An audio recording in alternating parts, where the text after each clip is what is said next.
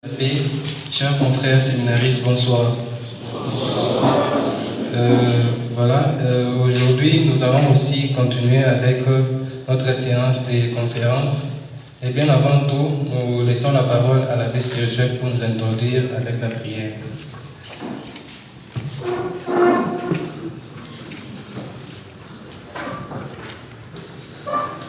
Au nom du Père, du Fils et du Saint-Esprit. Que la paix de notre Seigneur Jésus-Christ soit toujours avec vous. Et avec votre esprit. Nous te disons merci Seigneur de nous avoir invités dans cette salle pour cette activité intellectuelle qui fera encore un plus à nos connaissances. Daigne nous remplir de ton Esprit Saint pour que nous soyons participants à cette activité.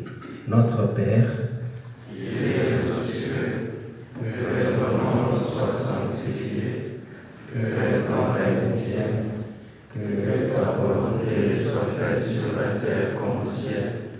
Donne-nous aujourd'hui notre pain de ce jour. Pardonne-nous nos offenses, comme nous pardonnons aussi à ceux qui nous ont offensés. Et ne nous laisse pas entrer en tentation, mais délivre-nous du mal. car c'est à toi qu'appartiennent le règne, la puissance et la gloire, pour les siècles des siècles. au nom du Père et du Fils et du Saint-Esprit.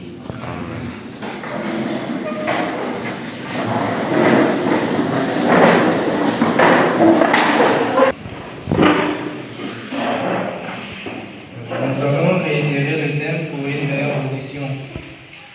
Le thème de ce soir, c'est Essai d'une théologie de l'esthétique. Je pense que tout le monde a été au valve pour vérifier. Et nous vous demandons d'être tout oreille. Le titre Theologia Sicut ARS. Ars.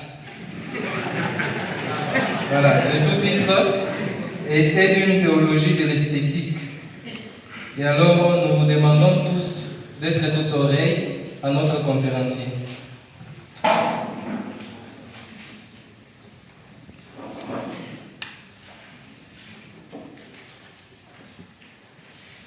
Merci pour cette introduction. Merci aussi à la maison pour l'opportunité qu'elle me donne encore de nouveau pour m'entretenir avec la communauté, mais cette fois-ci sur un sujet de débat. Je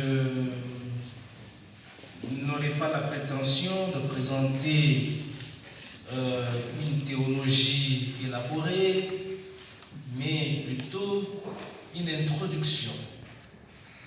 L'introduction à une perspective théologique qui me semble vitale et même se profiler à l'horizon pour le 3e millénaire, comme d'aucuns parmi les théologiens l'ont subodoré et qui sont déjà partis au-delà, à savoir que la théologie aujourd'hui se fait dans un monde pluriel, dans le contexte du pluralisme religieux, pluralisme moral, et donc on se rend compte qu'on n'est pas seul à suivre Dieu, à suivre Jésus. Autour de nous, il y a toute une multitude de sectes, d'églises, etc. Alors, j'y reviendrai pour vous donner le contexte de cette petite intuition pour la théologie. Mais permettez-moi, de prime abord, de rappeler dans cette partie de l'introduction qui, dans le corps du travail ou de l'exposé, le sujet s'étendra sur 5 points, 5 petits points. D'abord, hormis cette introduction, le point 1, le postulat d'une théologie de l'esthétique, comment qu'est-ce qui peut être en fait une motivation, un soubassement, une conviction, etc. 2. Le contexte du paradigme de cette théologie de l'esthétique. Et 3. Verset, voir la dimension de la beauté, la notion du beau dans l'histoire de l'humanité pour pouvoir en fait concilier l'art et la théologie. Comme le titre l'indique, Theologia sicut ars. Traduire tout simplement la théologie comme art. Comment peut-on faire de la théologie un art? La théologie comme art. Alors, le point suivant, après ce parcours du beau, la notion du beau dans l'histoire de l'humanité, je vais m'arrêter sur le paradigme de l'esthétique en théologie. Et le dernier point, puisque nous sommes dans notre contexte, comment penser la théologie de l'esthétique dans le contexte africain, en théologie africaine. Alors, permettez-moi, comme je le disais de prime abord, de rappeler une note de Dante Alighieri. C'est un auteur, un érudit italien, poète, originaire de Florence, un homme de foi, contemporain du pape Célestin V. Alors, le premier pape à avoir renoncé à son ministère pétrinien, vous savez, les événements se passent en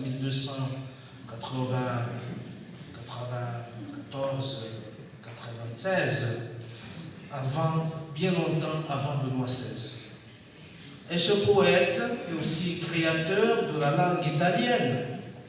Le dialecte italien, enfin le dialecte devenu raffiné jusqu'à se hisser au rang d'une langue scientifique. Lui, il a combiné le latin et son dialecte. À partir du latin et de son dialecte, il a forgé cette langue qui est devenue une belle langue, même pour la vie éternelle.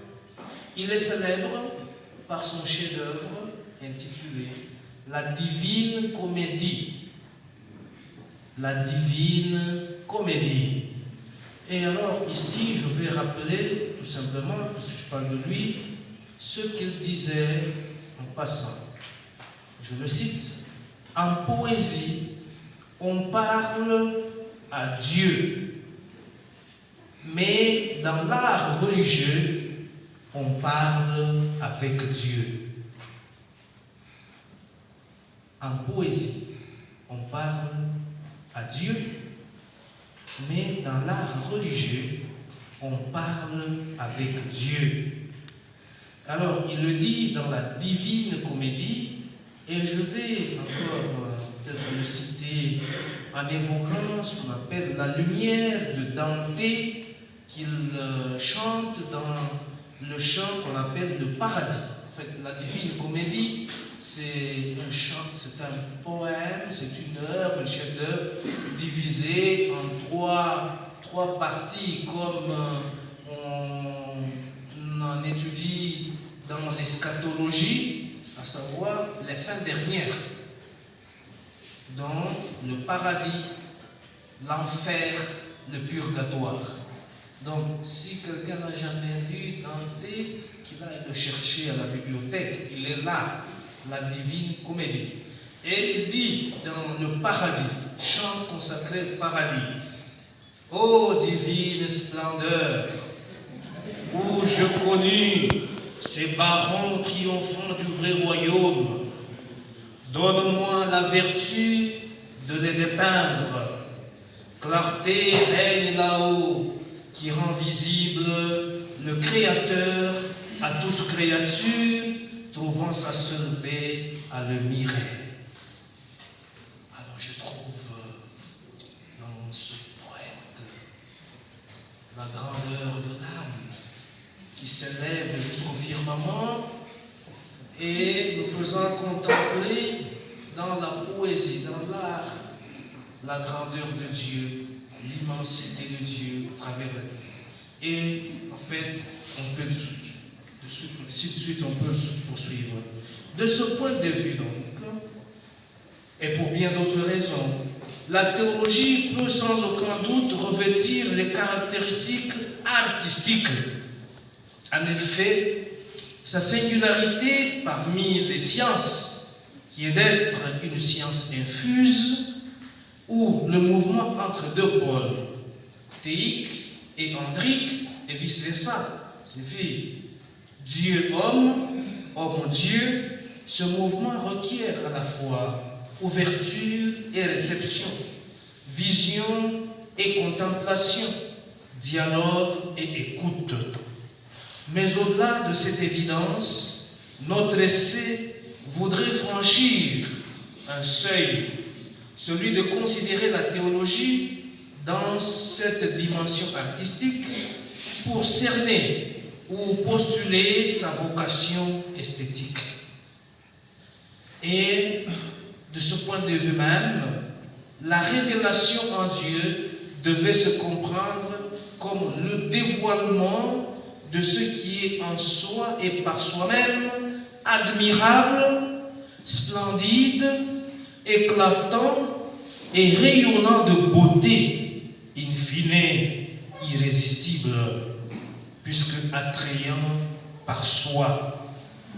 Un chant bemba, bien qu'il faille le nuancer dans une certaine mesure, projette sur Dieu ce qu'on observe du travail laborieux effectué par l'araignée, qui finalement n'a plus besoin d'aller chercher de quoi se nourrir, car les insectes s'amènent d'eux-mêmes.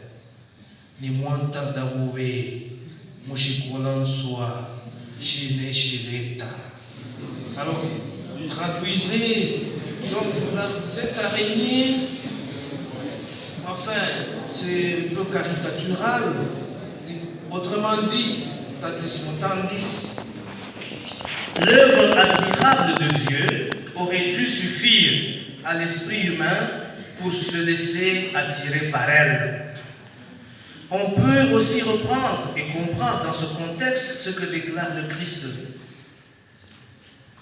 Et moi, quand j'aurai été élevé de la terre, j'attirerai à moi tous les hommes. Jean chapitre 12, verset 32. Et parfois, nous chantons, nous aussi, à la suite du psalmiste, que c'est beau ta maison, Seigneur, que c'est beau la vie de ta maison. Avec joie, nous venons à toi. Et donc, le psaume 25, j'aime la beauté de ta maison, Seigneur. Alors, c'est autant dire que le beau, la beauté, l'art, l'esthétique ne sont pas absents de toute la pensée théologique qu'on peut élaborer. Mais si je ne veux pas m'arrêter sur l'esthétique théologique à la manière de Hans-Urs Balthasar, qui lui fait l'esthétique théologique, mais je voudrais plutôt postuler un paradigme d'une théologie de l'esthétique. C'est tout différent parce qu'il s'agit d'inviter tous les théologiens, de convoquer tous les esprits dans ce domaine à pouvoir entrer en dialogue avec l'art, avec l'esthétique. Et c'est ce que je vais tenter de faire, ceci dit. Deuxième point, postulat. Quel postulat pour une telle tentative? Peut-on parler de la théologie comme art? Theologia sicut ars? Peut-on postuler les paradigmes d'une théologie de l'esthétique? Comment? À partir d'où? Je peux me hasarder à donner deux postulats ici. Le premier, il me semble que nous habitons un univers qui nous habite.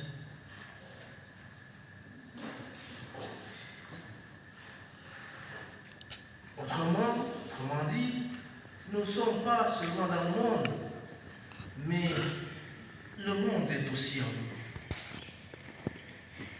Et nous pouvons transposer ce postulat sur la notion de l'art sacré qui lui est destiné au culte et à la liturgie, et à l'art religieux en tant que ce dernier reflète la vie chrétienne individuelle de l'artiste, sa dévotion et sa foi. Deuxième postulat, Dieu a créé le monde avec art. Et ce monde reflète forme, couleur, ligne, proportion, perspective, qui sont là des éléments esthétiques. Aussi faut-il, pour lire et contempler une œuvre d'art, dont la création étant une œuvre d'art, affronter l'inconnu par la vision, par la composition, par la forme, l'espace, la couleur, la lumière et le ton. On y reviendra, c'est peut-être des notions abstraites pour certains. Troisième postulat, le dernier, comme je l'ai dit, l'univers, à mon sens, est un grand catéchisme non écrit.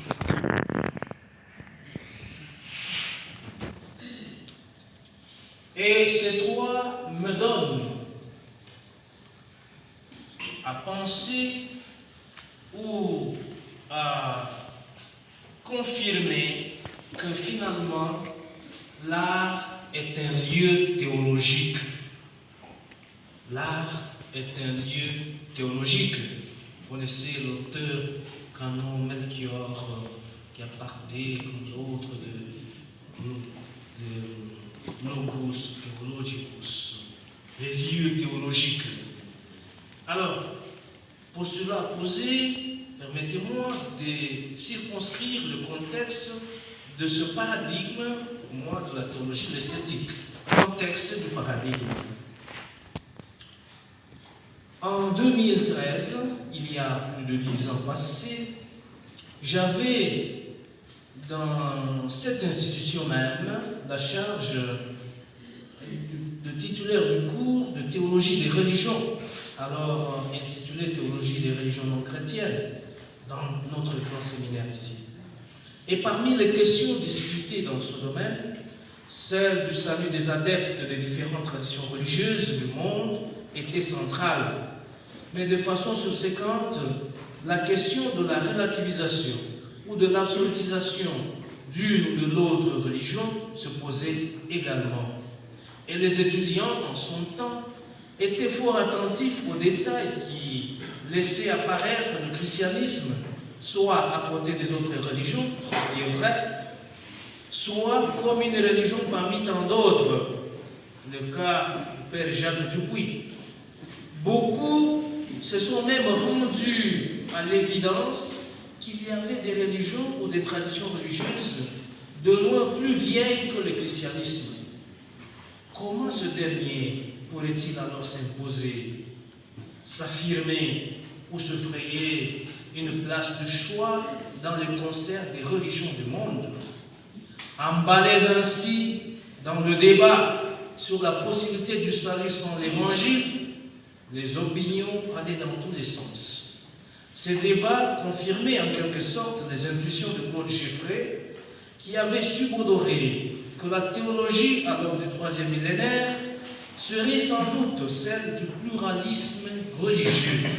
C'est donc dans ce contexte que je suggérais, comme par hasard aux étudiants, d'exalter la dimension esthétique de la foi chrétienne dans tous ses aspects. Bref, quoi que l'on fasse, il faut montrer la beauté du christianisme. Il faut montrer dans quelle mesure la foi chrétienne est attrayante. Il faut, dans tout ce que l'on fait, pastoralement, liturgiquement, ne pas s'imposer, mais plutôt proposer, comme Dieu lui-même ne s'impose pas, mais se propose. Et je suis heureux d'avoir lu quelque part un jour Monseigneur Moyengo qui avait sorti un petit bouquin intitulé L'éthique comme esthétique. C'est déjà quelque chose qui me rejoignait l'âme.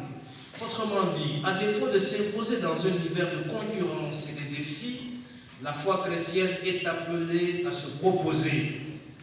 Elle doit attirer par elle-même au travers de ce qu'elle a en propre, de plus précieux, qu'on trouve en elle seule.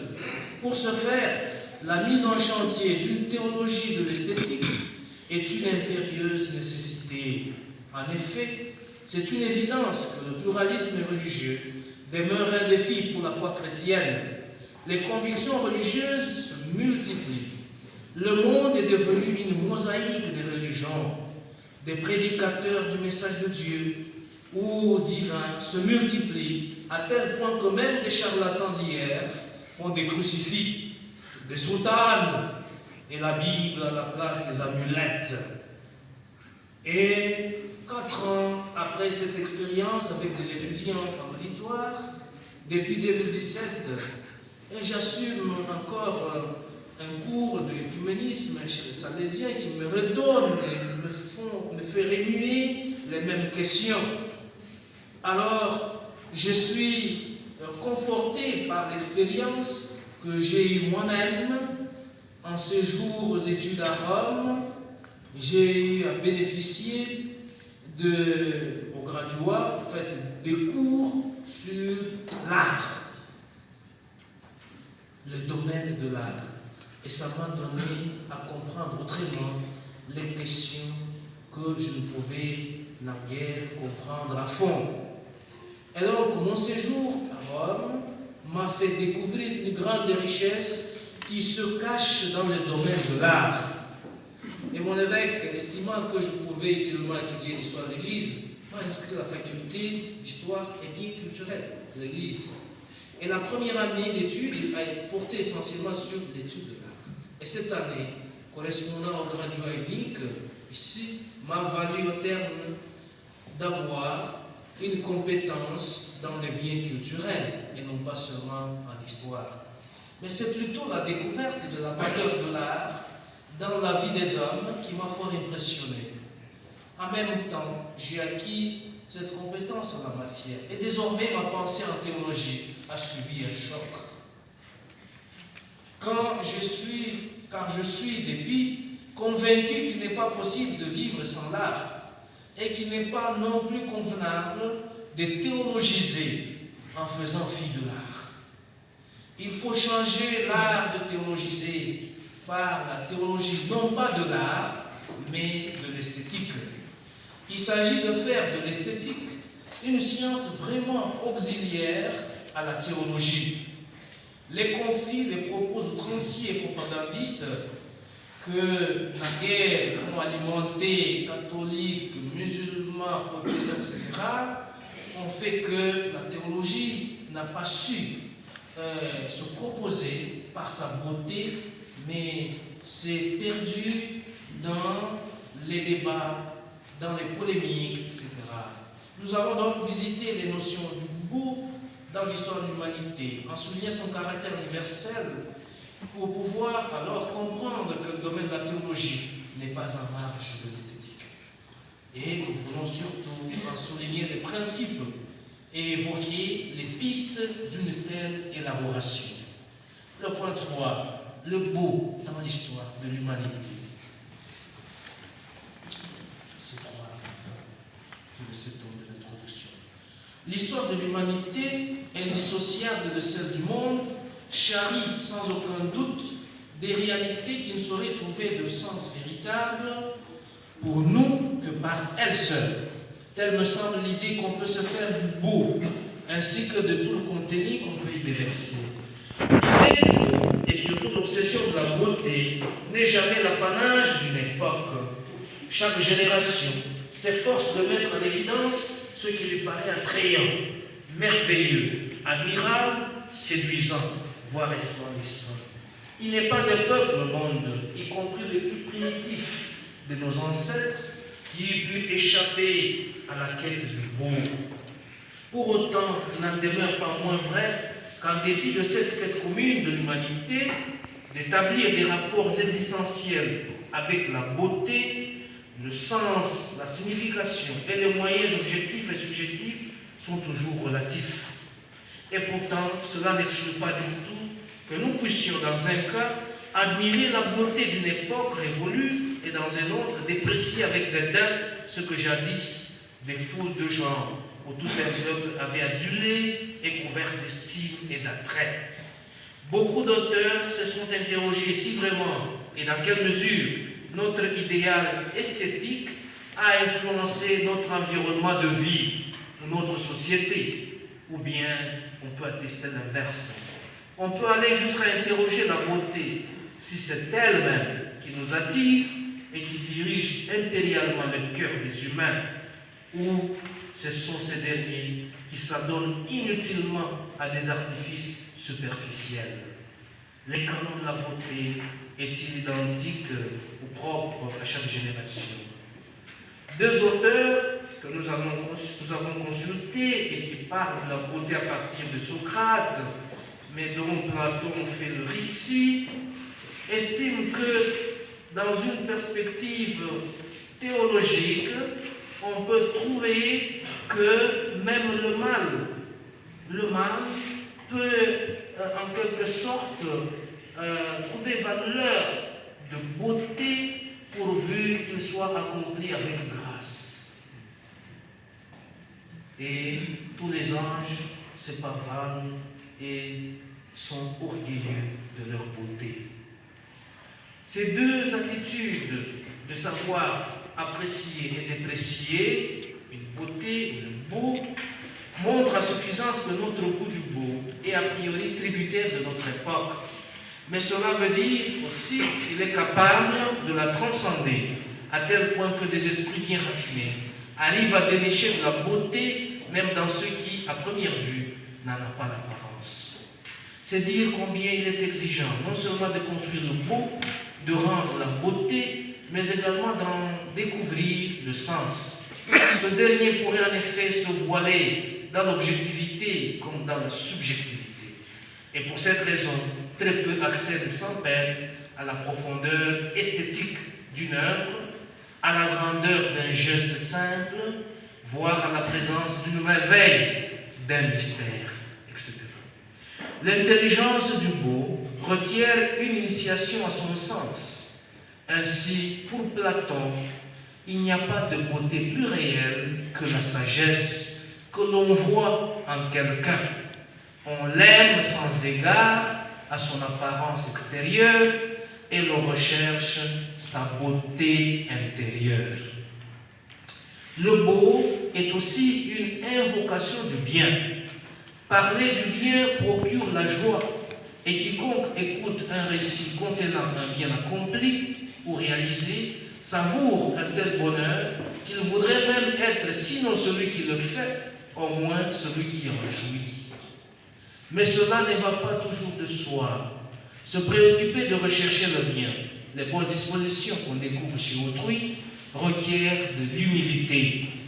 Beaucoup d'entre nous se perdent en faisant des sujets de moquerie, de risée. Il se fait que, devant nos propres limites, on se prive d'apprécier à leur juste valeur les vertus qu'on découvre chez nos semblables. Dans un entretien, Confucius disait à ses auditeurs: quand vous rencontrez un homme doué de vertu, efforcez-vous de l'égaler. Quand vous rencontrez un homme dénué de vertu, réfléchissez à vos propres manquements. Je vous épargne cette longue théologie, cette longue élaboration de Balthazar, qui reviendra peut-être plus tard, mais je le résume tout simplement dans ce paragraphe. Lui qui fait de la raison de l'histoire même du christianisme, qui a traversé par la réforme, protestantisme, illuminisme, rejet de la tradition. Il dit: la suite des événements laisse l'époque tomber dans le libéralisme éclairé. d'un monde divisé, d'une église isolée du 15e au 19e siècle. Et le tableau s'assombrit plus davantage qu'on aurait pu imaginer. Le monde se lance dans une évolution continue et sans limite, enclenchant mutations et révolutions. Et il a fallu un cri d'alarme assez fort pour réveiller les anciens, de voler au secours de l'humanité chrétienne en péril. À De Fontes, retour aux sources. La crise a requis la médiation de l'Antiquité. Et cette menace est due, selon Balthazar, à l'évolution de l'humanisme du XVe siècle vers celui de la Renaissance du XVIe siècle et du baroque du XVIIe siècle, puis vers l'Aufklärung et l'idéalisme allemand, de Winkelmann à Schiller et de Goethe à Schelling et à Hegel. Alors, je vais ici m'arrêter sur ce qui me semble essentiel. Hegel, que j'évoque ici, nous apporte aussi un peu de grain au moulin, lui qui a écrit Esthétique. Ça, c'est le volume esthétique. Il n'est pas le premier, parce que le créateur, l'inventeur de l'esthétique s'appelle Alexander, c'est un Allemand, Alexander Gottlieb Baumgartens. Alors, c'est un natif du XVIIIe siècle, et en 1750, il a pour la première fois écrit sur l'esthétique, et on le donne comme l'inventeur de la science esthétique. Comment la définit-il? Il définit l'esthétique comme la science de la connaissance du sensible. Et cet homme fut ami de Kant. Kant l'a admiré. Et quand il a écrit la critique du jugement, le principe de la critique du jugement, Kant a commencé à donner des points d'admiration de cet homme comme le plus éclairé, le plus intelligent de son époque, même si après il a reçu beaucoup de critiques à propos de l'esthétique qui n'était pas élaborée, mais plutôt comme un chantier comme ça lancé, mais du point de vue philosophique. Ça ne nous intéresse pas tellement parce que nous voulons aller à la théologie, et surtout la théologie dans notre contexte africain. Mais bien avant, je souligne que le retour aux sources s'avère utile et assure une grande fécondité à la métaphysique, à l'art et à la religion, compris à la théologie.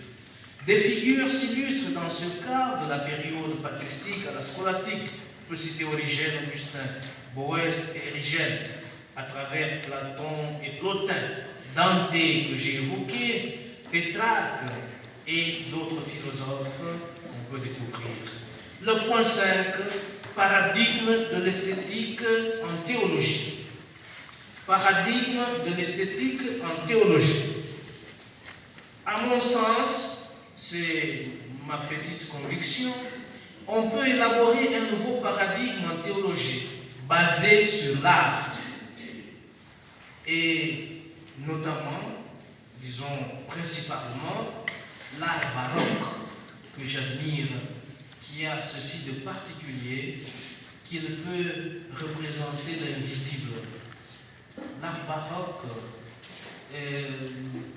s'inscrit dans le contexte de la mythologie qu'on définit, quand on voit le prof Mayele, de la humilité, comme l'articulation du visible de l'invisible, comme une coordination.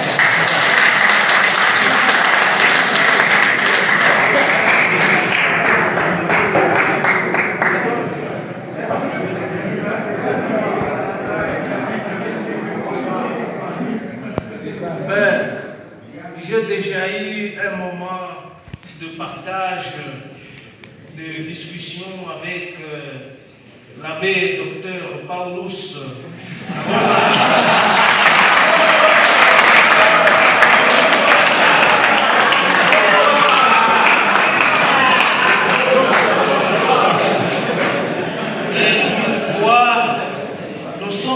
D'accord que, alors, on peut établir un dialogue entre la mythologie, la conception de mythe et ce qu'exprime en soi le baroque comme art. Alors, l'art baroque, peut-être que vous n'en savez rien et je plains que vous ayez le cours de art et musique, mais qui s'ampute seulement à la musique. Mais alors, ici, mon élaboration voudrait aussi exhorter que dans nos grands séminaires, pour cultiver le chant théologique dans sa dimension esthétique, artistique, il faut maîtriser aussi de l'art. On y reviendra.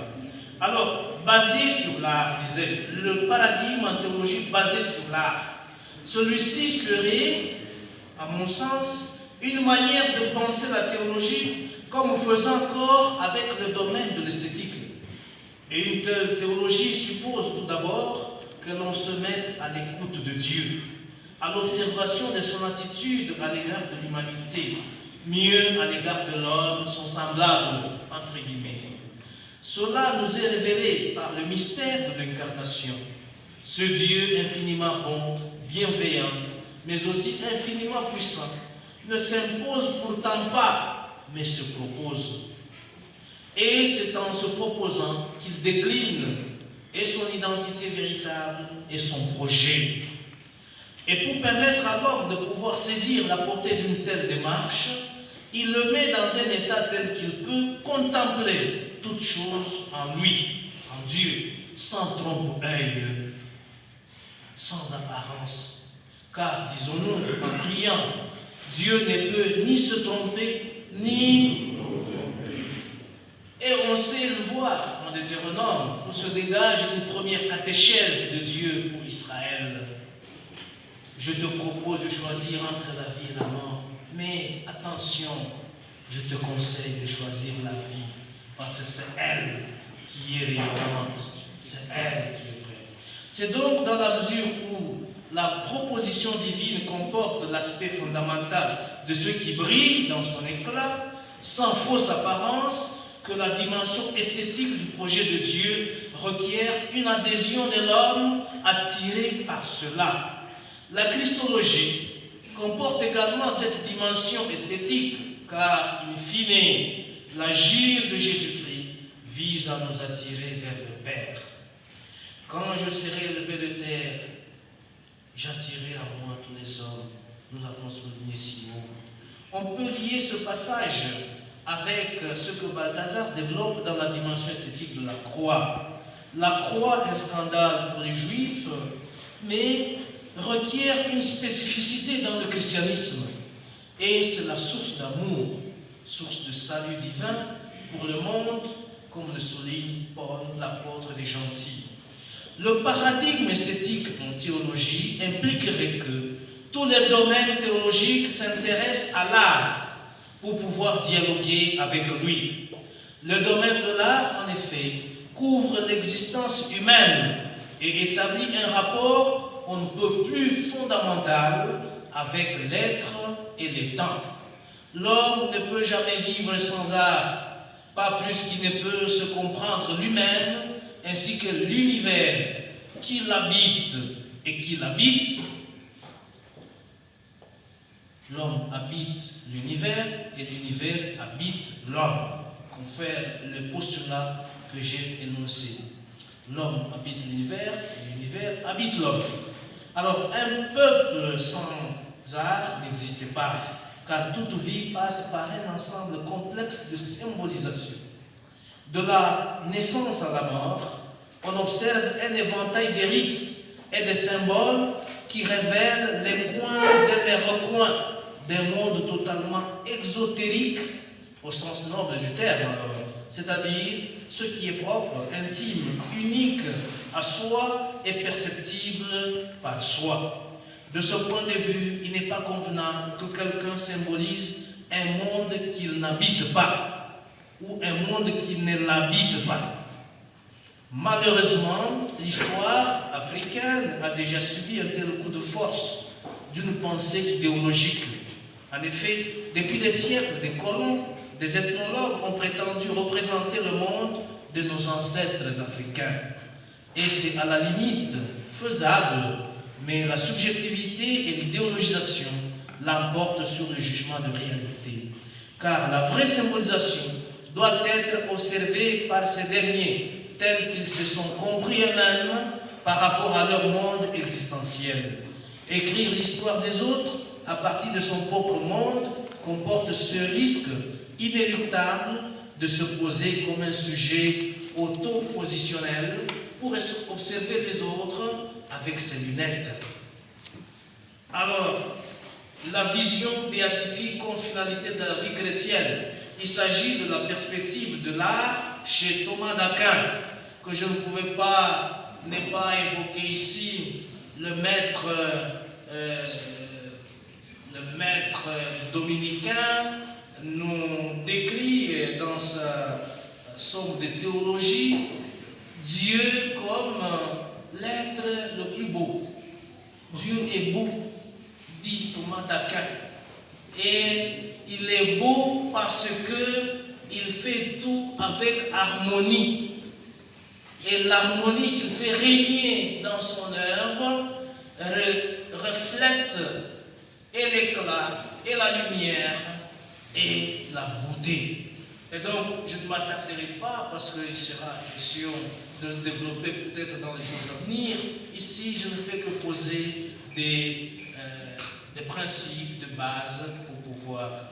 Alors, dans l'histoire, la théologie a une fois revêtu sa tenue militaire, se plaçant alors dans la posture de l'autodéfense, voire dans l'apologétique, et par la suite, elle s'en est dessaisie pour prendre plus la position d'écoute que d'attaque. Ce faisant, elle a renoué avec son essence. La foi vient de ce que l'on entend. Romains 10, verset 17. Aussi, les premières paroles qui retentirent dans les oreilles de tout un peuple de Dieu, par Dieu, furent « Shema Israël », écoute Israël. Alors, Deutéronome 6, 4 à 9 constitue en fait l'incipit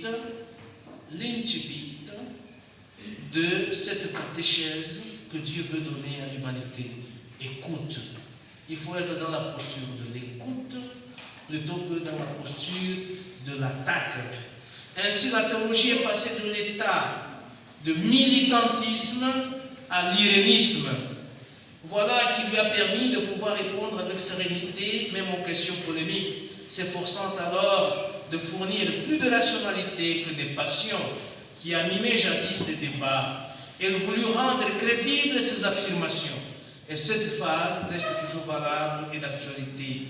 Mais le temps est venu, et c'est mon cri d'alarme, le temps est venu, chers chercheurs, que le paradigme de la discursivité cède la place à celui de l'admiration, de l'émerveillement en vue de l'imitation.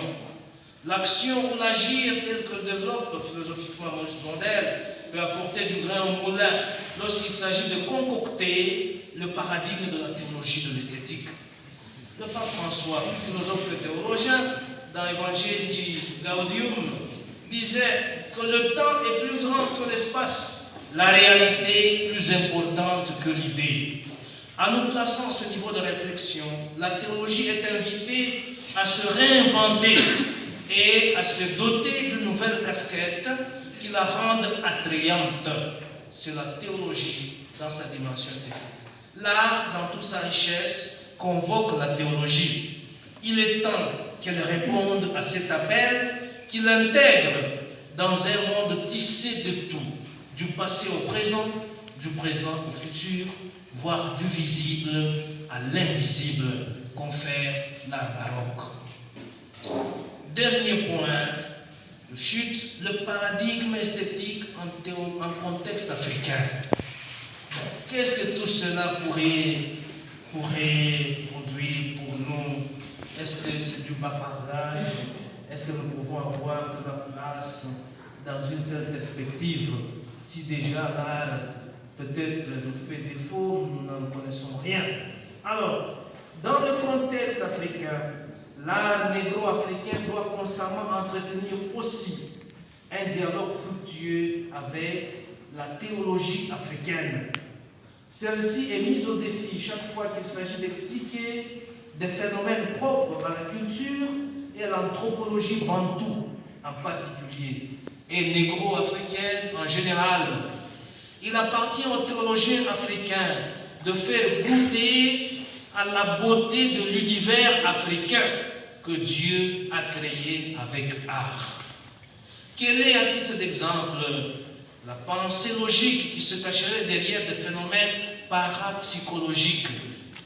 Tel revenant est venu réclamer ceci, tel qui est mort est venu se venger, tel qui est mort, on l'a vu pour être enterré et volé en cercueil, l'ondola, kilandouchi, etc. C'est pour le moins. Et les rituels de la mort, l'inhumation, la conception de la vie même après la mort, autant de questions qui défient la théologie en Afrique noire du point de vue eschatologique. Un autre cas qui relève peut-être de la mythologie présente dans chaque culture est celui des petits êtres mythiques, des mannequins appelés les Tunzunji, qui gazouillent dans tous les espaces traditionnels et même modernes. Et personne, curieusement, personne ne les a jamais vus en live comme tels. Et pourtant, on en a des descriptions, parfois fantaisistes.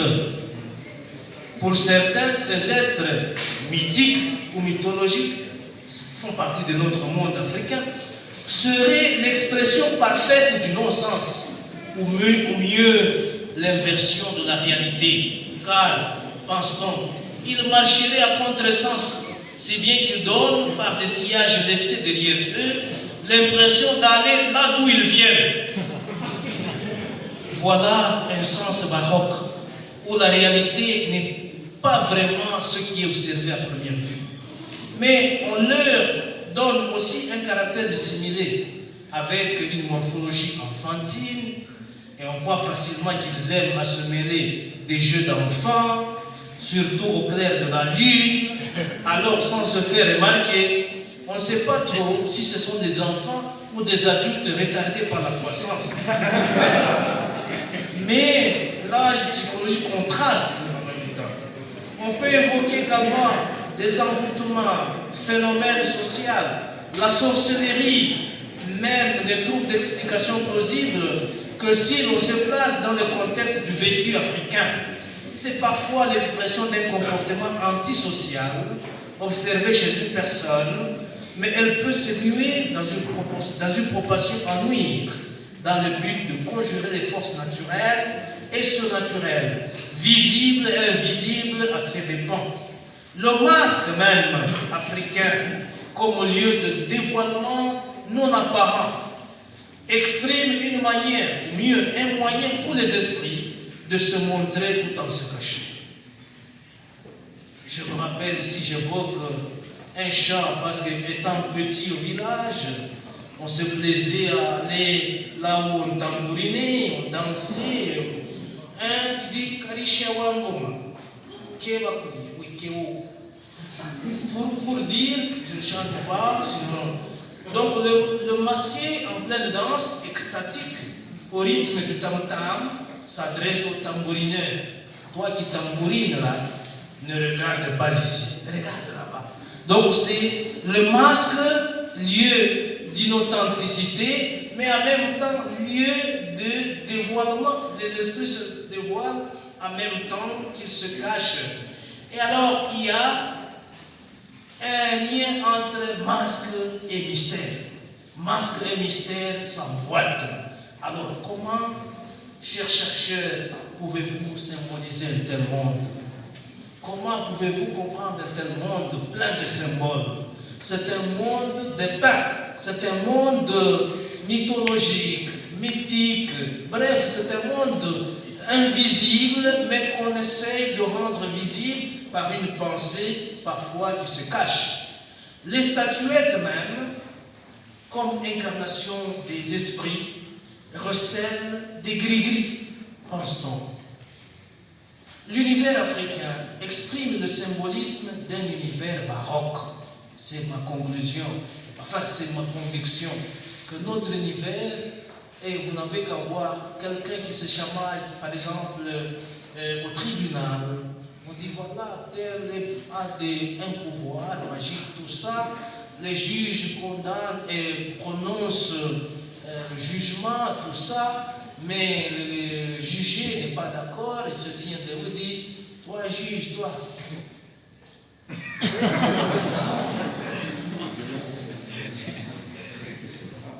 Donc, rien que cela, c'est un casus belli, il peut dire non, le type ici est sorcier, il peut même aller mourir. Donc, nous sommes dans un monde baroque. L'univers africain est rempli totalement du monde baroque. Je veux citer, enfin, je ne peux pas évoquer tous les éléments, mais j'ai noté ici, par exemple, la foudre, comme phénomène physique, prend la forme parfois d'un petit lézard qui se promène dans les eaux courantes. Et on dit non, attention, la foudre est là. Ben, tout un tas de choses. Mais qui peut symboliser, expliquer un tel monde? Et pourtant, c'est un monde qui est le nôtre. Un théologien perdrait son latin. Bon, même si l'autre avait dit sicut ARS, sicut ars, un théologien perdrait son latin dans ce contexte pour dire mais qu'est-ce que nous devons? Alors, bref, enfin, l'effort du théologien africain dans cette perspective de la théologie de l'esthétique sera d'abord de chercher à pénétrer à fond l'univers qui l'habite et qui l'habite. L'univers que lui habite et cet univers qui habite en lui. Sinon, il ne saura rien rendre significatif au-delà de ça.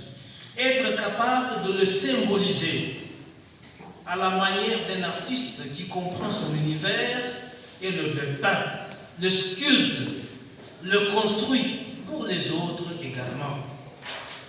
Entre magie et mystère, sorcellerie, mythe et fétichisme, il n'y a qu'un pas. Tout se ramène au signe visible de ce qui est invisible.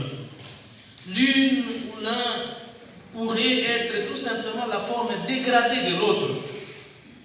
La magie peut être la forme dégradée du mystère. Et ici j'évoque Jean Gagnerou qui parle de mythes païens et mystères chrétiens, même si on ne peut pas être d'accord avec la définition qu'il donne enfin de ceci. Alors, je veux dire, une tentative échouée de vouloir comprendre une chose alors qu'on en saisit une autre. Nous sommes dans ce monde-là, même comme théologiens, comme prêtres, comme pasteurs. Mais qu'est-ce que nous pouvons faire dans notre contexte africain? C'est mon invitation. On ne saura pas sans réserve aller jusqu'à la distinction qu'en fait Jean Gagnerou, à savoir que les mythes sont proprement païens, alors que le mystère est chrétien. L'auteur s'en explique tout de même dans l'avant-propos, en soulignant que son intention n'est pas de mener une étude technique sur la notion de mythe, comme l'ont fait les spécialistes dont Paul Carola, le prof Mayele et bien d'autres. Jean Gagnerou dit qu'il n'a pas l'intention de faire une étude technique sur la notion de mythe ou de mystère. Mais il dit, je prends ces deux mots selon leur acception commune. Mythe désigne ici l'ensemble des représentations à travers lesquelles les hommes ont essayé d'exprimer leur connaissance de Dieu. Et mystère désigne la révélation que Dieu a faite de lui-même dans l'Ancien et dans le Nouveau Testament. Jean Danielou, mythe païen, mystère chrétien, 1966. Alors, je termine, ma conclusion est ceci. Que demande la perspective esthétique de la théologie? Elle voudrait impliquer, à mon sens, tous les domaines de la théologie à pouvoir faire en sorte que tout ce qui est entrepris ne soit pas comme des joutes, comme des luttes, comme une guerre menée contre une religion en face, comme une confession religieuse en face de soi, mais plutôt comme quelque chose qui rayonne par sa beauté et de ce point de vue capable d'attirer par soi-même. La théologie de l'esthétique, en liturgie par exemple, voudrait que la manière de célébrer l'ars celebrandi ou l'ars orandi ait un tel reflet que ceux qui nous voient prier se sentent interpellés et même attirés par notre prière. Que nos célébrations soient des lieux d'évangélisation et même des lieux de conversion où les païens, en voyant ce que nous faisons par des gestes simples, soient capables d'être entraînés de soi par la beauté qui rayonne dans l'art de célébrer. Et du point de vue pastoral, il n'est pas question d'aller faire le prosélytisme, aller cueillir des adeptes par-ci par-là. La manière de faire la pastorale, la manière de pastoraliser devait revêtir une telle beauté que tous les environs, tous les habitants de nos environnements immédiats soient vraiment attirés et aient le sens de ne pas manquer à notre catéchèse, à notre prédication, à notre célébration, à notre, c'est pas cérémonie de ceci ou de cela. La théologie de l'esthétique, même du point de vue biblique, on peut avoir des gens qui, en fait, croient maîtriser la Bible, mais notre manière d'accueillir la parole de Dieu et de la transmettre doit revêtir une telle beauté qu'elle attire des adeptes par soi et non par des efforts. Cette théologie de l'esthétique va jusque dans notre agir pastoral, dans notre vie. On est curé, on ne peut pas construire n'importe comment sa paroisse. Une paroisse qui n'a même pas de croix, même pas de tour, mais la construction elle-même doit être un moyen d'attirer, de convertir les gens, comme ce fut le cas de Paul Claudel que j'ai toujours évoqué, en admirant la beauté, l'immensité des fresques, ceci, cette beauté l'a entraîné jusqu'au surnaturel. Lui qui était païen, il est devenu chrétien et un chrétien fervent. Je dis et je vous remercie.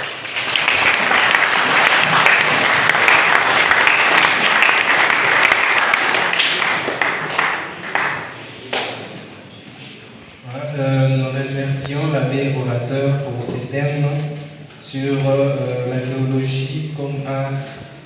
Et alors, avant de passer à la série de questions, nous allons donner les quelques grandes lignes qui nous ont été présentées durant cet exposé. Premièrement, nous avons parlé du postulat d'une théologie de l'esthétique. Plutôt, on nous a parlé du postulat d'une théologie de l'esthétique. Deuxièmement, du contexte du paradigme, plutôt le contexte du paradigme de l'esthétique. En troisième lieu, nous avons vu la dimension de la beauté esthétique. En quatrième lieu, le paradigme de l'esthétique en théologie. Et enfin, on nous a parlé du comment penser de la théologie de l'esthétique en théologie africaine.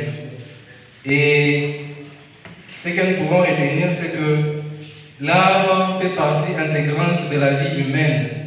Et par surcroît, ces thèmes veulent nous faire voir que la théologie, plutôt l'art, doit être en corrélation avec la foi chrétienne. Et alors, nous passons à la série des questions et nous prenons 3 questions par série. La parole nous est accordée.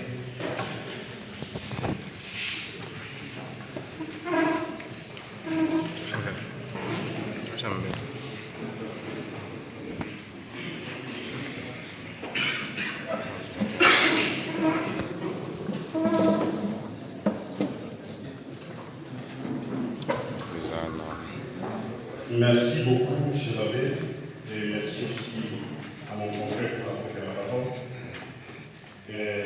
En fait, je suis au niveau du postulat. Si j'ai bien suivi votre exposé avec une attention soutenue, je réalise que vous avez parlé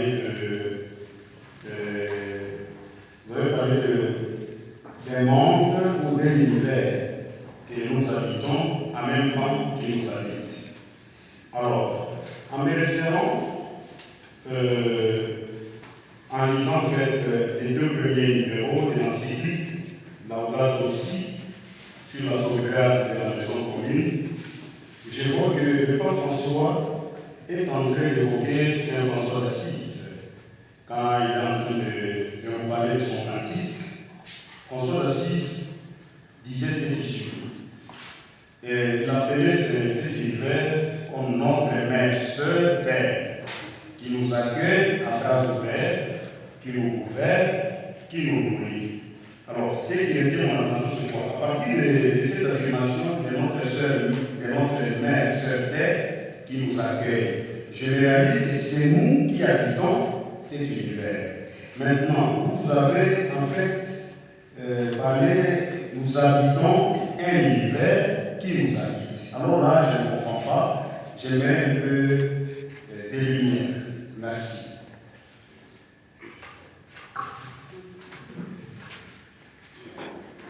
Merci, M.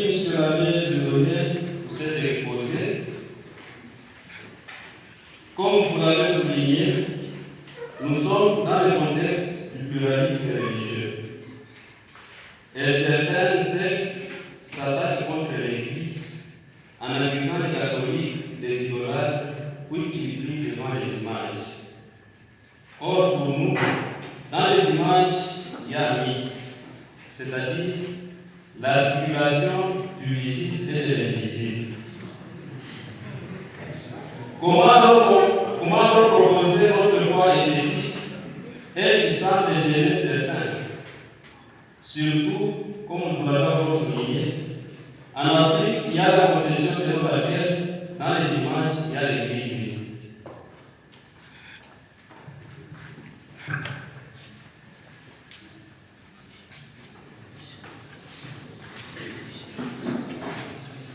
Merci, M. l'abbé, pour cet exposé. Permettez que je vous dise avant tout, quand je suis passé dans le hall pour consulter l'orateur de la conférence ce soir, et en rencontrant les sujets même, je ne peux pas bousculer dans le monde de l'étonnement. Parce que vous ne cessez et vous ne cesserez, peut-être je ne peux pas dire, vous ne cesserez de louer la beauté de la création. Vous le faisiez quand nous étions en 2e. Vous avez loué la création et vous avez évoqué cette beauté que Dieu a réalisée dans la création. Ce que vous avez fait la fois précédente quand nous étions en 2e m'avait poussé à faire une recherche scientifique. Permettez que je le dise. J'avais trouvé chez Saint-Placide qui avait dit, par sa beauté, l'homme désire des mots, car il parle en lui les lotos, la parole poétique cachée, qui le rend contemplatif. Saint Maxime, le confesseur, ajoute aussi, qui le rend visible à l'éclat fulgurant de la beauté divine en dessous de toutes choses. Je prétends que nous sommes un peu en retard. Ça, je le prétends. Pour parler de l'esthétique quelque part. Parce que dans le chrisme oriental, dans leur liturgie, il parle de la philokalie. La géographie vient de l'amour du beau.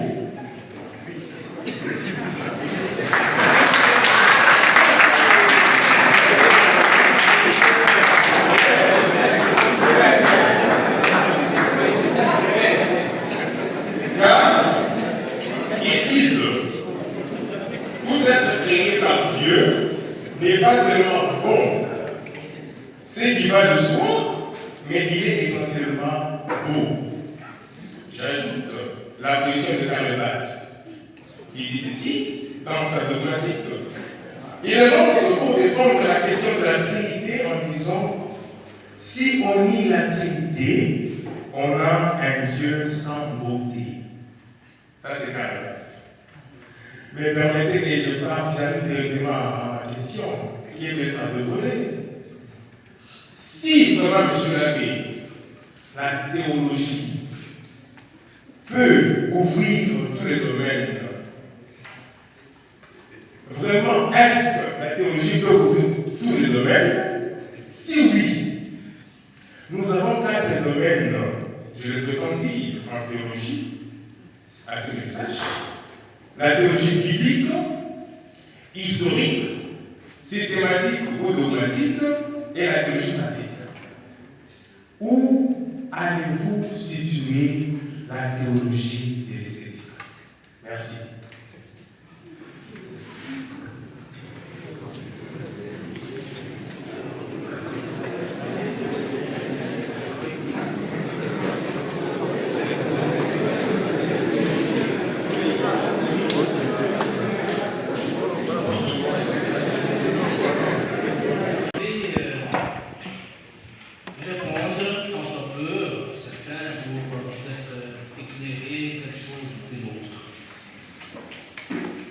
Alors, la première question, notre ami qui a évoqué Laudato Si, avec la spiritualité franciscaine, où le pape a affirmé déjà à la suite de Saint François que la terre c'est notre sœur, notre mère, qui nous nourrit, qui nous héberge, etc.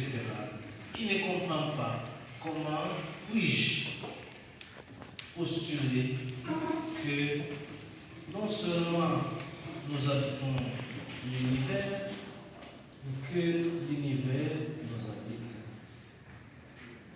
Mon cher ami, il faut faire un saut qualitatif. Il ne faut pas comprendre les choses à la lettre. C'est-à-dire, quand je dis nous habitons le monde, c'est en fait la réalité. Voilà. Mais l'univers, c'est l'expression, je veux dire, l'expression de notre monde, de notre cosmos, parfois dans sa double dimension. C'est la double dimension de notre univers. Tel que vous êtes là, il n'y a pas que vous que l'on voit. Il y a votre montuité qui ne nous apparaît pas de façon vue ici, mais qui pourtant constitue tout un monde où peut se tramer ceci ou cela, etc. Mais c'est cet univers même caché qui parfois a difficile à venir à l'existence visible et que nous exprimons par des symboles. C'est un monde, c'est tout un monde. C'est-à-dire, nos ancêtres, non seulement c'était des êtres terrestres, mondains, comme ça, c'est aussi des gens qui entretenaient des rapports suprasensibles. Donc ici, il n'y a pas qu'un seul univers que nous habitons de façon cosmique, il y a une double dimension. Et d'ailleurs, comme chez le Père de l'Église, la dimension cosmique implique et le ciel et la terre, n'est-ce pas? Donc, le cosmos, l'univers, ce n'est pas seulement à titre physique, il y a aussi ce que nous voyons. C'est pourquoi dans le credo, nous avons des êtres visibles et invisibles. Alors, ces êtres visibles sont où et comment nous pouvons en parler. Et ici, ce qui m'intéresse le plus, c'est d'ailleurs l'univers qui nous habite, que d'autres ne peuvent comprendre que lorsque nous les représentons. Nous leur rendons. Par exemple, quelqu'un peut venir Kipouzi est resté là, mais il transporte encore son Kipouzi en lui. Mais est-ce que nous voyons son Kipouzi? C'est lui seul qui l'a en lui, donc on peut aller aux États-Unis avec son village. Est-ce que vous le voyez ce village-là? Donc nous habitons l'univers nous habite. Chers amis,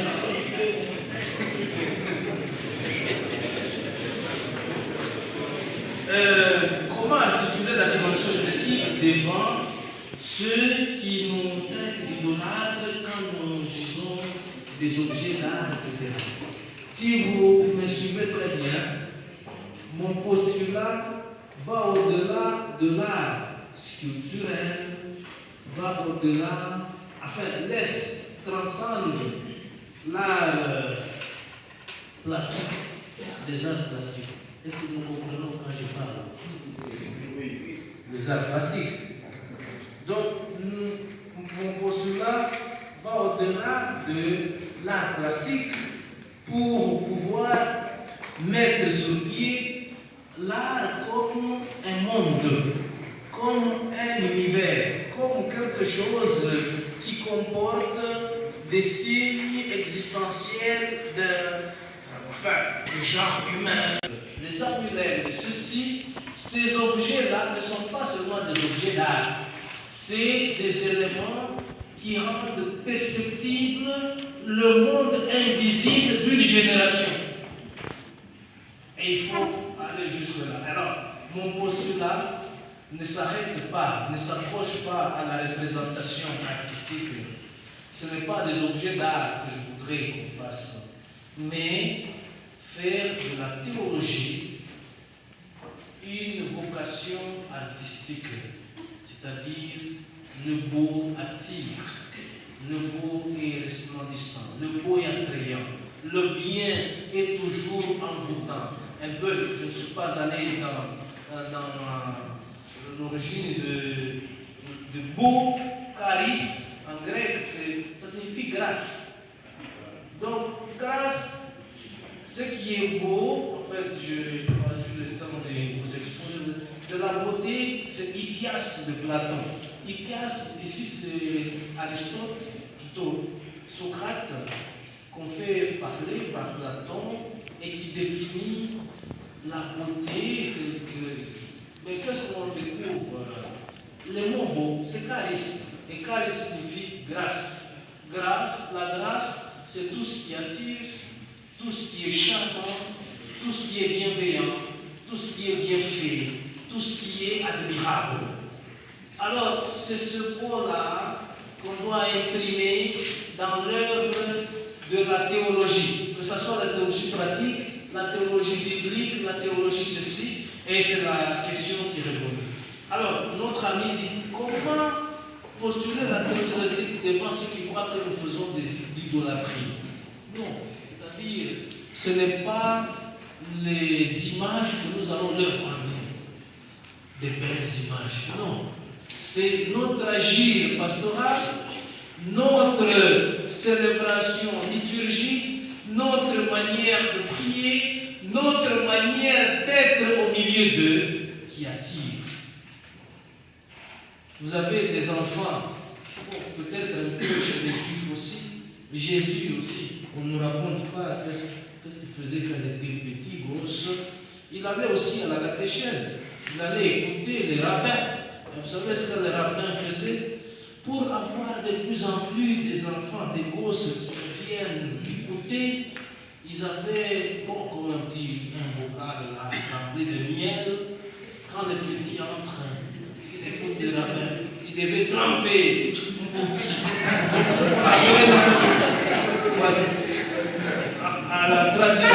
la tradition, donc trempé dans les bières. Le petit qui a goûté à ça, demain il reviendra. Donc c'est aussi une autre dimension d'attirer, une autre dimension. Alors pour nous, qu'est-ce que nous devons faire pour que les gens viennent à nous sans que nous engagions force, militantisme, etc. dans la manière de théologiser. Donc, pour répondre à notre frère, ce n'est pas brandir des objets tout simplement, mais imprimer comme un agile.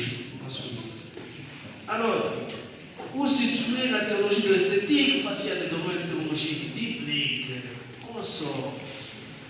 Mais cette théologie ne laissera aucun domaine. C'est ça le vœu. Puisque nous avons des concurrents et nous n'allons pas livrer une bataille contre eux. Nous devons seulement être capables de faire en sorte que ce que nous faisons rayonne par la beauté. Montrer la beauté du christianisme et par là être capable d'entraîner des foules qui viendraient par elles-mêmes jusqu'à nous. On n'a pas à aller au marché pour attirer les gens. Bon, je ne sais pas si j'ai répondu. De toutes les façons, c'est une élaboration à chantier et je ferai le bénéfice de doute, de ne pas avoir tout dit, tout élaboré. Merci.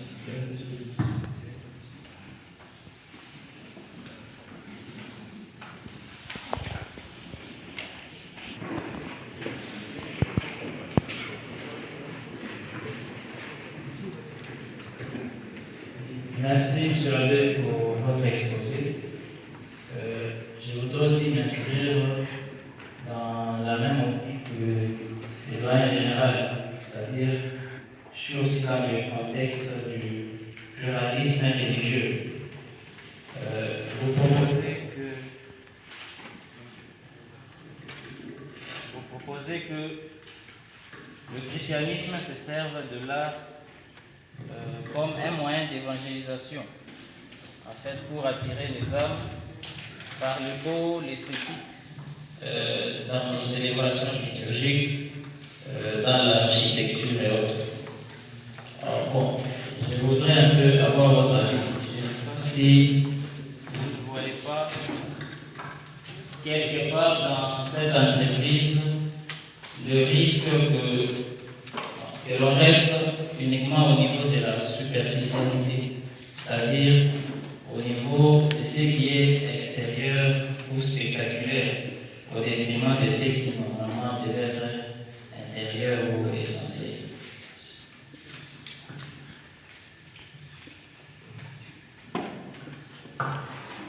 Merci de la parole.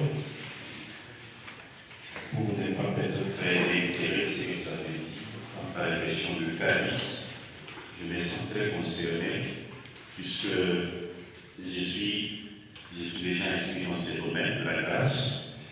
Si je regarde bien, Jean Calvat définit le calice comme tout ce qui brille, tout ce qui scintille, tout ce qui enchante l'œil. Ma question est de savoir, au niveau du contexte du paradigme, vous nous avez dit que la dimension esthétique de la foi chrétienne doit être attrayante. Attrayante, j'y arrive. Attrayante. Cela dit, comment pouvons-nous concevoir l'objectivité et la subjectivité de la dimension esthétique de la foi, puisque ce n'est pas seulement ce qui est du pluralisme religieux qui attire. Même en dehors de ce pluralisme religieux, il y a autre chose qui attire. Merci.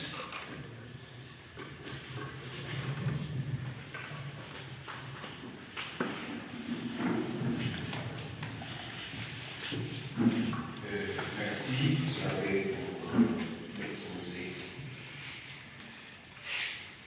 Je voulais en fait savoir comment penser une théologie basée sur l'art dans un contexte où l'on articule pouvoir et art. Je m'explique. Plus particulièrement dans les domaines de l'esthétique artificielle que l'on applique bien sûr aujourd'hui pour une transformation presque totale des êtres humains. Et par là, je voulais peut-être savoir ou acquérir votre avis par rapport à la chirurgie esthétique. Merci.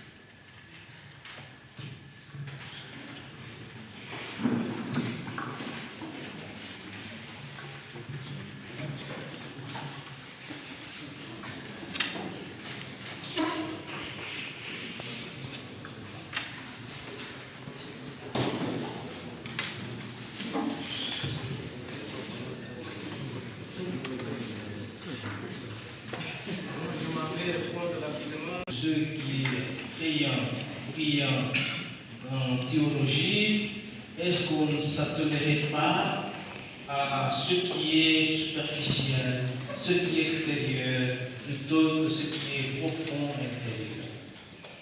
Bon, quand moi je parle, même en parlant de la liturgie, je ne vois pas seulement la surbrillance des ornements liturgiques qu'on peut endosser.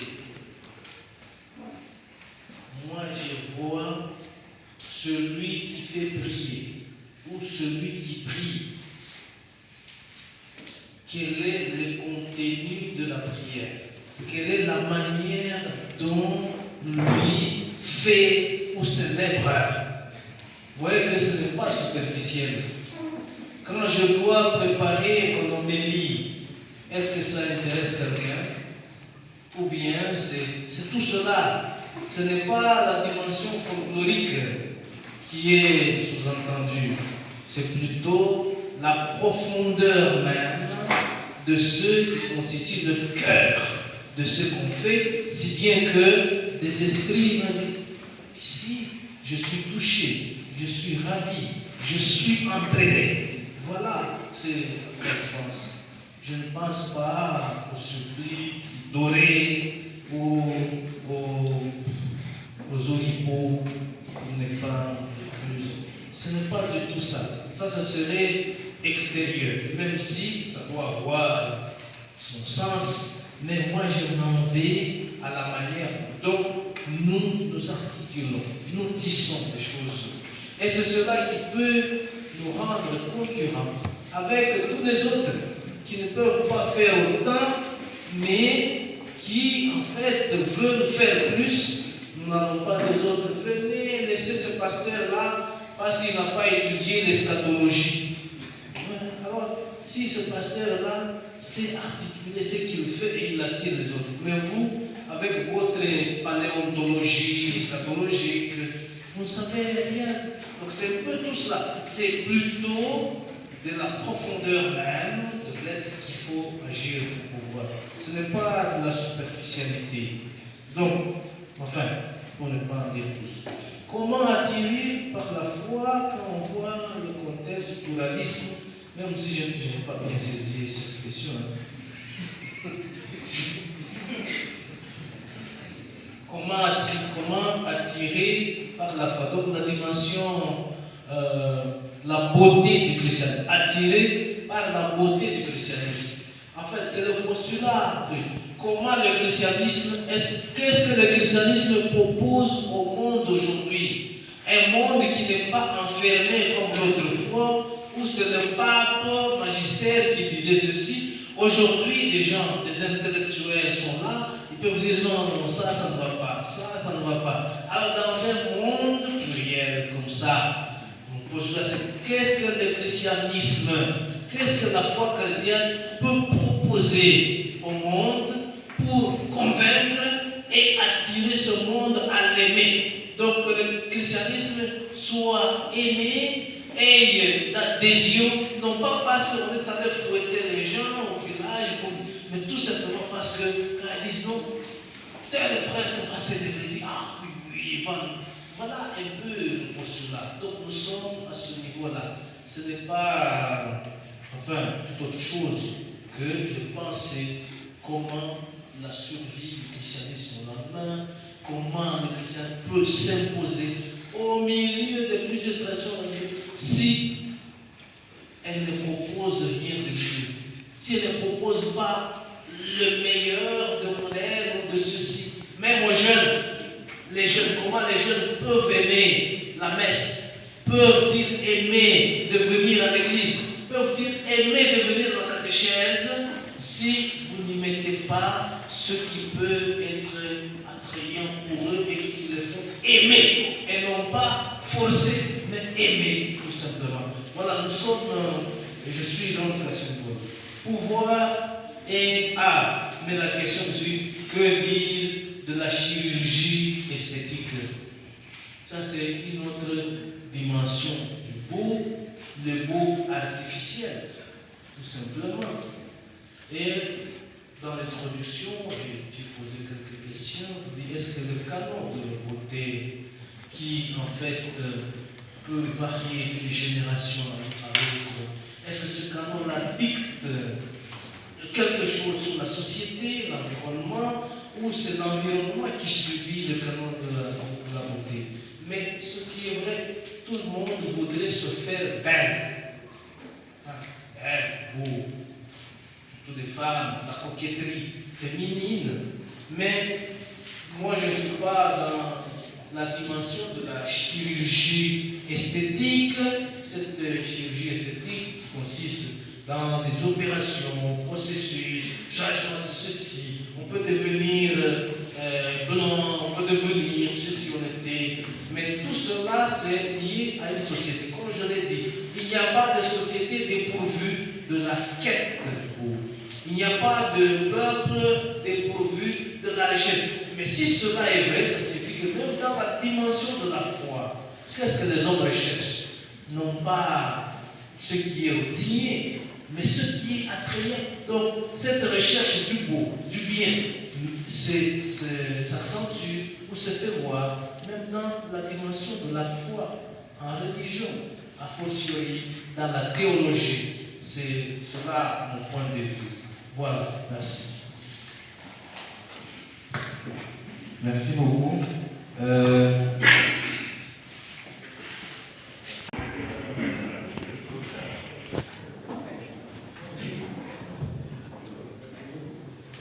Merci de la parole accordée. Je commence tout d'abord par, en tout cas, honorer l'abbé, les remercier d'avoir eu le courage de venir s'asseoir sur cette chaise électrique scientifique. Vous proposez un thème intéressant. La théologie comme art. J'ai suivi avec une attention soutenue votre exposé, du début à la fin. Vous allez permettre qu'on puisse discuter sur certains points. Je voudrais donner d'abord. J'ai remarqué que vous avez fait allusion à ce que le professeur Oscar Bimoy-Kwesi a proposé, les deux pôles, Paul théique, Paul andrique. Moi, c'est le mot andrique qui tape un peu sur mes nerfs. Je crois que bon, il a voulu parler de anthropique, ce serait mieux, parce que les deux mots sont grecs et andrique, c'est masculin. Donc dans le monde actuel où on voudrait qu'on soit un peu plus inclusif, le terme, je crois, andrique ne passe plus. Donc c'est mieux de le remplacer par anthropique, je crois, qui se réfère à anthropos. Alors, à vous suivre dans votre exposé, vous avez fait allusion à beaucoup d'auteurs, des grands bien sûr, des illustres auteurs, commençant par Dante, Platon, Aristote, Thomas d'Aquin, Pape François, Balthazar, et ainsi de suite. Ce que je vous demanderai, monsieur l'abbé, ne vous sous-estimez pas. C'est fait que ces auteurs-là, que nous considérons comme très grands, ont été comme nous. Ils ont commencé par produire leurs pensées, ce n'est qu'après qu'on les a appréciées. Je vous demanderai toujours, même si ce qu'ils ont dit paraît vrai, ça peut être remis en question. Même la parole de Dante peut être discutée. En poésie, on parle à Dieu, mais dans l'art religieux, on parle avec Dieu. Est-ce que ce n'est pas d'abord Dieu qui nous parle? C'est l'art religieux avant qu'il nous parle. Donc, en fait, on peut toujours remettre en question. Alors, ce qui fait que moi, je voudrais d'abord commencer par discuter votre concept fondamental. Je veux que l'art qui propose le beau. Et c'est beau-là que vous prenez comme le concept fondamental pour présenter la foi chrétienne. Est-ce que, comme toute théologie, il n'y a pas la limite même de la révélation chrétienne? Parce que, effectivement, si ce concept beau était le concept fondamental, ou comme paradigme fondamental pour que notre foi soit accueillante ou attrayante, vous allez vous rendre compte que en fait, la foi chrétienne pose les limites de cette attrayance. Donc, on peut voir qu'au niveau du fin fond de la théologie chrétienne, il y a la théologie génotique et la théologie de la croix, où il y a la laideur au lieu de la beauté qui nous attire, comme dira Balthazar. En fait, la beauté nous attire au premier pas. Mais au-delà, il y a effectivement une limite. Donc la souffrance, la croix, et même la laideur de quelqu'un qui a été fouetté, tabassé, etc., qui nous attire. Donc ils contempleront celui qu'ils auront transpercé. Alors dans ce sens-là, vous allez voir même que quand Paul arrive à Athènes, il fait sa prédication, en recourant effectivement à cette théologie de l'art, il veut attirer les gens. Il recourt même aux auteurs des Grecs. Donc il donne toute son énergie dans ce monde rationnel pour les convaincre. Et il se trouve devant les limites. Les limites où on dit à ces propos, on t'écoutera une autre fois, pour dire que ça devient absurde. Ce qui a poussé effectivement certains théologiens, je vois dans la pensée de Tertullien, on dit que bon, c'est vrai parce que c'est absurde. C'est vrai parce que c'est absurde. Donc en fait, même si on dit Dieu est beau, mais de quel Dieu on parle? Et c'est ça, même si Thomas d'Aquin a dit, moi, c'est un grand auteur, il est angélique et tout ça, mais il n'y a pas la laideur. Parce que c'est Jésus qui nous révèle Dieu. Et c'est Dieu qui meurt sur la croix. Et cette grâce dont vous parlez, qui nous attire et tout ça, c'est une grâce qui se réalise aussi au niveau de la croix. Bien sûr, il y a la résurrection, la résurrection qui apparaît, mais il y a les deux aspects. Donc lorsque vous allez insister sur un aspect de la beauté, comme pour recourir à pseudonymie, donc nous devons aussi relever l'autre côté. Alors, un autre aspect, c'est à propos de la conception du mythe. Bon, j'étais d'abord très honoré de faire allusion à nos recherches, aux recherches du professeur Maïlé et à ma recherche. Mais dans la présentation en général, dès que vous présentez, je crois qu'il n'y a pas encore récupération de la révolution de cette conception. Parce que de cette manière, quand vous définissez de manière générale, d'abord la définition elle-même, j'aurais préféré que les doyens puissent aussi corriger un peu. Et puis, en fait, c'est que la définition renvoie à l'ontologique. C'est un fait, c'est une réalité, c'est une personne, donc un événement, etc., qui a une structure telle que Et donc une construction telle que c'est une structure articulée de couples mixtes, invisibles et visibles. Alors, donc ce n'est pas la définition comme telle qui m'attire, mais lorsque vous avez tenté d'appliquer cette définition, vous êtes revenu presque à une ancienne conception. Parce que quand vous dites par exemple entre l'art et le mythe, il y a correspondance, nous ne considérons pas ça comme une correspondance parce que l'art fait partie de la pensée mythique. Donc l'art, c'est une mythologie particulière. Donc quand vous parlez par exemple même de la magie et le mythe, bon, la magie fait partie de la pensée mythique. Donc même les mystères, quand on définit autrement, on peut dire mystère et mythe sont deux choses qui se correspondent, mais dans notre pensée, le mystère est inclus, parce que le mystère, c'est ce qu'on peut définir aussi comme le monde mythique, qui se révèle à nous de manière fragmentaire, donc on ne peut pas comprendre totalement, etc. Donc c'est que, effectivement, ça lui s'appelle ce qui n'a jamais commencé, mais qui existe toujours. Donc, en fait, ce sont tous ces concepts-là qui constituent une révolution dans notre pensée. Et donc, alors, pour terminer, parce que pour ne pas monopoliser la parole, vous avez été attiré par la pensée baroque, donc l'art baroque. Hein. Bon, je vois que le professeur qui vous a donné le cours, c'est un occidental. Il vous a présenté cette pensée. Et l'art baroque, quand on voit effectivement l'aspect extérieur, c'est très beau. Hein? Et ça attire, ça nous renvoie vraiment vers l'invisible, on peut dire cela. Mais moi je dis que comme vous rechutez dans le paradigme esthétique dans le contexte africain, vous avez même évoqué les masques, les grands sujets et toutes ces histoires. Donc, il serait mieux de s'approprier l'art africain. Parce que dans l'art africain, il n'y a pas que le beau, hein. Il y a aussi les lettres qui expriment l'invisible. C'est comme ça que vous allez voir que quelquefois, pour exprimer une réalité, on exagère. Il faut voir qu'on dessine une femme avec le ventre très exagéré qui n'existe nulle part, mais en fait, on veut insister sur la fécondité.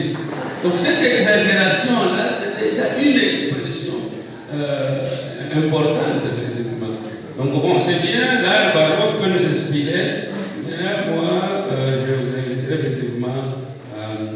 Alors, d'ailleurs, comme vous êtes bibliothécaire, dans notre bibliothèque, il y a beaucoup de livres sur l'art africain. J'ai déjà vu, moi-même je n'ai pas trouvé le temps pour lire, mais en tout cas, c'est une invitation pour que nous puissions nous approprier l'art africain, qui est aussi si riche que l'art baroque, et qui exprime cet aspect comme on le trouve chez, en fait, les Bilingues Amunda. Les Bilingues Amunda qui présentent une partie blanche et une partie noire, donc qui est un peu d'une manière aussi mythique. Donc en fait, le beau qui attire et l'élé aussi, peut-être qui repousse, mais en même temps qui attire et exprime le mystère. Merci.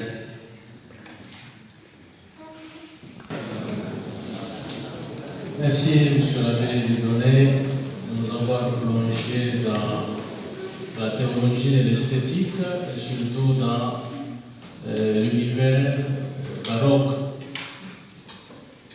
L'idée d'une théologie de l'esthétique interroge le lien entre le divin et les mots, entre la perception sensible et la transcendance. Dans le deuxième postulat, vous avez dit que Dieu a créé le monde avec art. On peut descendre plus bas. Quand je regarde Jospin, je peux dire que Dieu a créé Jospin. C'est lui qui est ici. Ici, Jospin avec art. Il a créé Kandou avec art. Dieu a créé Thierry avec art. Dieu a créé Sauveur avec art.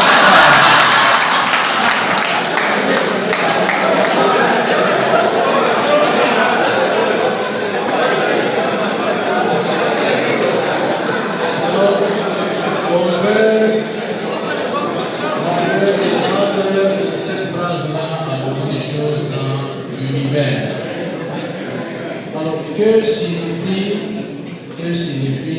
Dieu a créé avec art? Ça, c'est la première chose. L'art n'est pas seulement ornemental.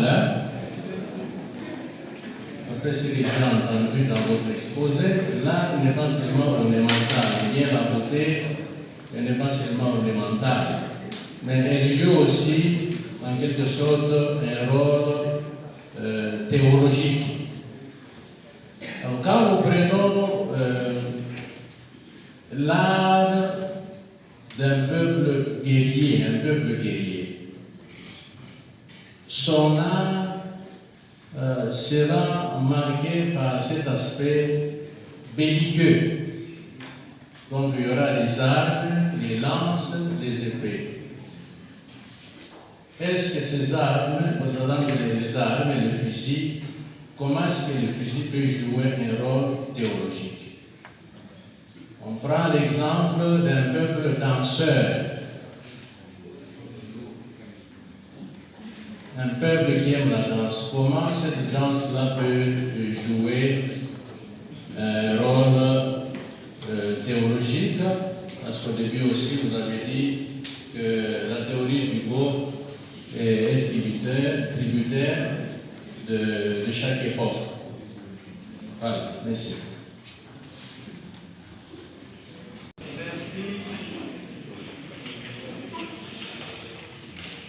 Merci, Monsieur l'abbé Paul, pour les remarques et surtout l'enrichissement des perspectives. C'est un chantier ouvert et que nous voulons continuer, commencer, enfin, approfondir dans la mesure du possible. Alors, sur un point, peut-être que le langage n'a pas été pur ou je n'ai pas été attentif à telle ou telle nuance. Sinon, même en parlant de mystère, de mythe, bon, je n'avais pas l'intention de revenir à l'ancienne conception, même si ça peut arriver par lapsus, en voulant exprimer une chose, on a dit non, peut-être en voulant faire clarifier, mais j'ai compris au moins ce que vous avez pu insinuer dans la remarque, mystère, mythe, mais alors j'ai fait remarquer que l'auteur que j'ai cité, dont je n'ai pas partagé entièrement la pensée, Jean Danielou, bon, est aussi un peu dans une conception idéologique, mais déjà quand on dit mythe, c'est propre aux païens, mythe païen, et puis c'est intitulé dans son livre, mythe païen, mystère chrétien. C'est déjà un peu faussé, c'est déjà, et je dis, je ne partageais pas ici entièrement ce livre. Même si j'ai voulu faire voir que, entre magie, c'est peut-être la manière de l'exprimer, pour moi, la magie, même la sorcellerie, même les envoûtements de ceci, c'est des choses qu'il ne faut pas dissocier de ce qui est mythologique. Enfin, dans mon parce que celui qui fait ça, mais se lance dans un univers existentiel où il se réalise dans sa puissance, tout ça. Mais vous allez dire non, on a attrapé un démon, les ceci, c'est-à-dire, et toi qui as la foi chrétienne, capable de te projeter dans le firmament de Dieu, etc., l'autre le fait aussi dans sa conviction, dans son monde. En fait, c'est pourquoi j'ai dit que si j'ai emprunté peut-être la formule de Paul Ricoeur, je dis la magie pourrait être une forme, pour nous, une forme dégradée de ce que nous appelons mystère En fait, c'est aussi le mystère. Ce n'est pas que c'est parce que c'est fait par les ancêtres, ça devient. Bon, sur ce point, on peut se compléter, c'est-à-dire, même si un mot a glissé, tout ça, nous pouvons bien nous entendre et nous compléter. Merci pour l'invitation à nous approprier l'art africain. Bon, peut-être que nous sommes les plus pauvres des chercheurs. L'art africain, vous voyez qui en parle. Il y en a même qui disent, ah, son grand-père a des Nkishi. C'est un grand souci. Mais les Nkishi, c'est une représentation du monde. Ça représente toute une existence. Donc on doit aussi transcender cette conception-là pour nous peut-être petit à petit. Avec, comme l'abbé recteur est là, nous manquons dans notre grand séminaire le cours de l'art. C'est grave parce qu'on n'a pas d'ouverture. Qu'est-ce qui peut nous aider à cultiver un tel esprit? Il n'y a pas de cours de l'art.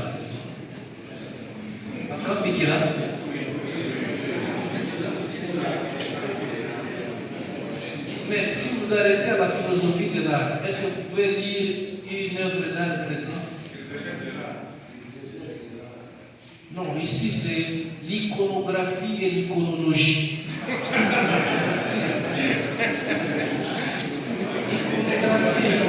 Sinon, vous êtes resté chez Hegel, il faut maintenant, Kant, Hegel, etc., il faut aller jusque-là. C'est ainsi qu'il y a des prêtres qui s'ennuient quand ils arrivent à Rome, ils trouvent des fresques là, on visite, ils disent, ah, pour le coup, il est pour la vous ratez tout un... Bon, ok, merci, M. Paul. Vous nous aiderez à progresser. La question, l'abbé recteur, merci pour l'intérêt, M. l'abbé, de suivre et d'enrichir. Le beau se porte jusqu'au divin, et justement. Mais la question, que signifie Dieu a créé avec art? Alors, moi je dis que Dieu a créé avec art. Je sous-entends tout simplement, peut-être ceci se comprend avec le dernier postulat, à savoir le monde, l'univers, c'est un grand catéchisme non écrit. Et j'admire l'ingéniosité de nos missionnaires dans nos missions. Les livres de catéchisme ou de catéchèse élaborés par les missionnaires de Bazoum, quand vous regardez, c'était fait sur base de la nature. Quand on doit expliquer Genèse, le livre de Genèse, ceci, on se sert des éléments naturels, des éléments cosmiques. C'est par moments la brousse, la forêt, les arbres, les animaux, les lieux. Alors, à partir de là, on remonte à l'existence de Dieu comme créateur de ces éléments. Donc, des choses qui, même en contemplant de façon naturelle la lumière du jour, les étoiles, la constellation, on se rend compte de l'harmonie, de l'ordre qui règne même dans l'alternance des saisons, même dans la succession des nuits et des jours. Bientôt là, nous allons dormir. Mais pourquoi nous devons dormir? Et c'est un rythme, c'est une extension du temps. C'est les comptes douces qui entrent aussi dans ce qu'on appelle calendrier, les heures, les temps, etc. Alors, tout ça, en contemplant tout ça, personne ne peut s'empêcher de penser à Dieu, créateur de l'univers. Donc, on peut avoir la foi rien qu'en regardant, en contemplant le cosmos, qui est un livre ouvert où la beauté rayonne. Bon, il y en a, je ne vais pas soutenir ces auteurs qui ont du Moyen-Âge, qui ont loué la beauté, la bonté, même les fleurs. Quand on voit les fleurs bariolées, ça et là, bientôt c'est la saison. Donc aujourd'hui, etc. On s'est dit, mais quelle beauté que la nature nous offre. Mais qui a fait tout ça?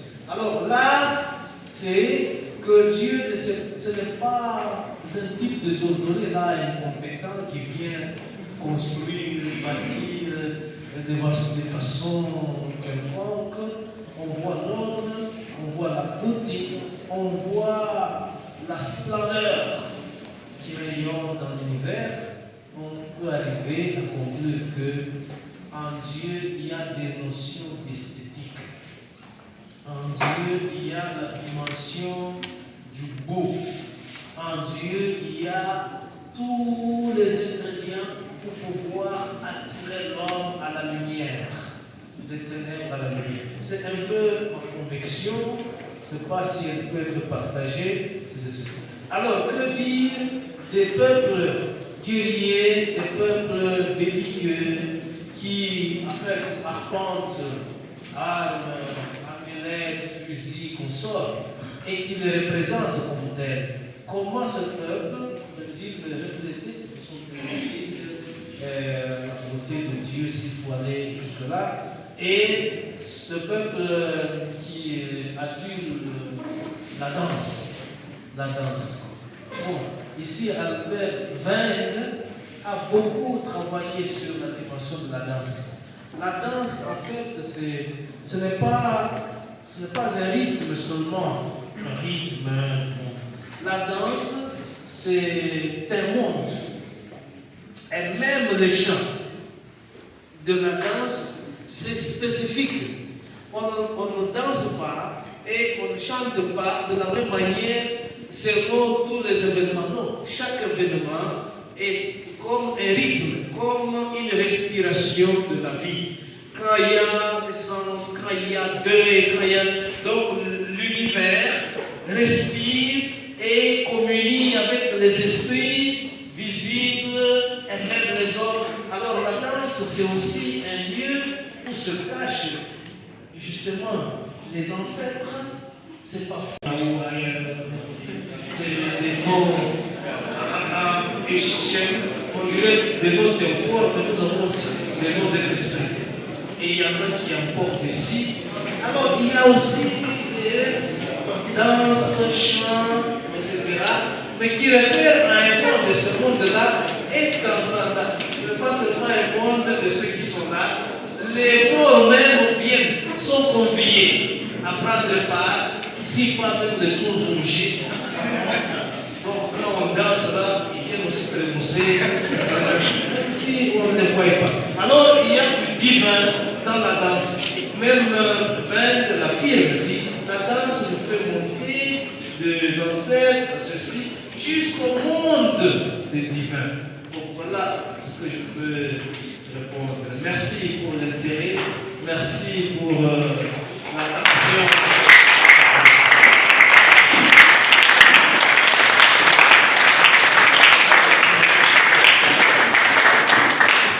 Nous remercions l'abbé orateur pour ce thème si riche et nous remercions également les abbés orateurs pour leur rapport à propos de ce thème.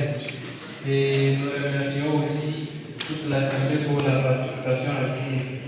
À présent, nous sommes au terme de notre conférence et nous allons donner le micro à la paix spirituelle pour conclure avec la prière.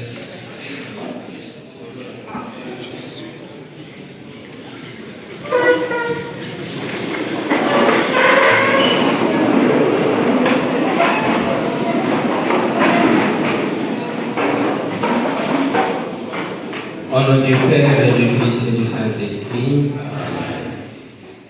nous te rendons grâce, Seigneur Dieu, pour cette activité et pour la participation de tout le monde. Maintenant qu'il se fait tard, nous implorons ton Fils Jésus d'être au chevet des chapelets pour nous accompagner et que la Vierge Marie intercède pour nous. Je vous salue Marie. Le Seigneur est avec vous. Vous êtes